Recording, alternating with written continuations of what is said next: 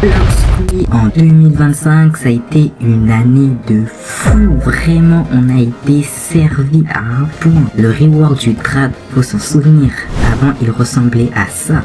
Et maintenant, il est juste trop beau et trop fort. Les nouvelles couleurs, les skins comme Rumble, Kitsune, Dragon, Portal, etc.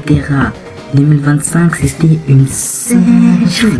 Un gros banger, vraiment les développeurs étaient dopés en 2025 et ça je peux pas le prouver, mais on l'a tous vu. Mais 2026, tout ce que vous avez vu en 2025, c'est rien à côté de ce qui arrive. Vous êtes pas prêts. Alors regardez bien jusqu'à la fin parce que j'ai une énorme surprise concernant les mères de Bloxfruit. Pour commencer, 2026, c'est encore un peu flou, mais il y a déjà des infos très lourdes.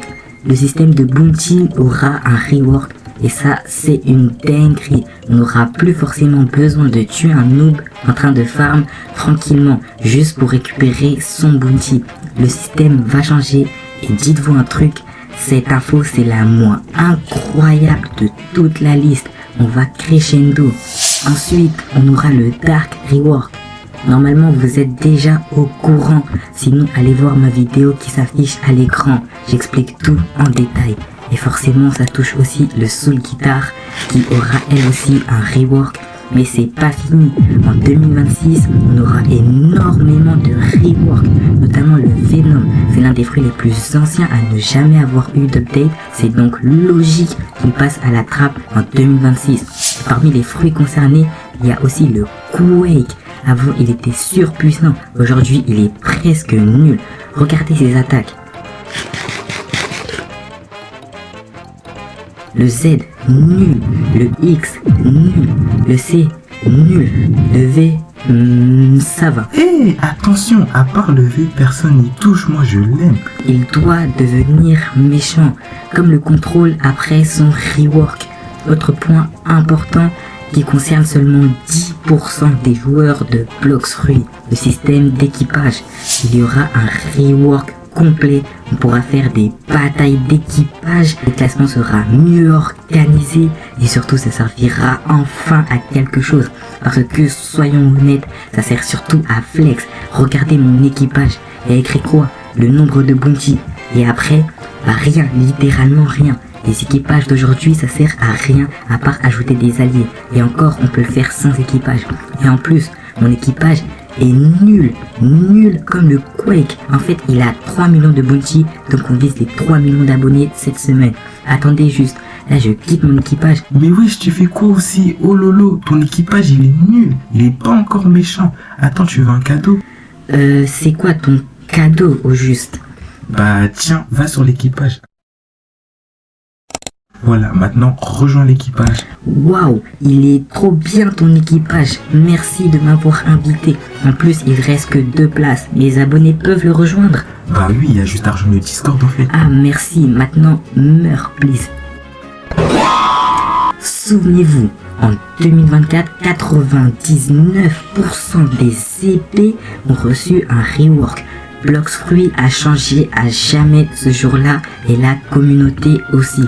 En 2026, beaucoup d'épées ont déjà eu un rework, pourrait en avoir aussi une deuxième. Imaginez seulement la CDK ou la Buddy Sword et plein d'autres, peut-être même des épées spécialisées, certaines pour le farm, d'autres pour le PVP, ce qui permet enfin aux joueurs épées de mieux se défendre, parce que franchement, imaginez un mec avec une shark encore tuer un dragon. C'est chaud et presque impossible. Et là maintenant, le moment le plus important que vous attendiez tous, la C4. Oui, j'ai dit C4. Arrête de mentir, mais c'est impossible. Si, en 2026, mais je vais être clair, elle arrive à 100%. Sur le Twitter, certains comptes liés à Bloxfruit affirment que la C4 sortira en 2026. Et si j'ai tort, je vous offre tous un dragon perme. Alors écrivez votre pseudo en commentaire. Ce sont des comptes qui ont souvent raison, pas toujours, mais souvent. Et moi, je vais vous expliquer pourquoi c'est logique à 99% que la C4 sortira. Quand l'île sous-marine est sortie en 2025, On pensait tous que c'était la C4. Au final, on s'est trompé. Mais ce n'était pas un hasard. En réalité, cette île était probablement prévue pour la C4. Mais par manque de temps, les développeurs l'ont placée en C3. Et ça fait sens, parce qu'une scie ne peut pas exister sans certaines îles de base. La C2 sans le royaume de fleurs, c'est impossible. On ne peut pas trade, pas avoir les styles de combat, et même pas passer en C3.